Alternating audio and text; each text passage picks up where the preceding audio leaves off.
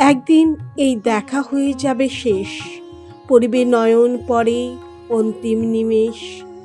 পরদিনে এই মতো পোহাইবে রাত, জাগ্রত জগৎ পরে জাগিবে প্রভাত। কলরবে চলিবে সংসারের খেলা, সুখে দুঃখে ঘরে ঘরে বহি যাবে বেলা।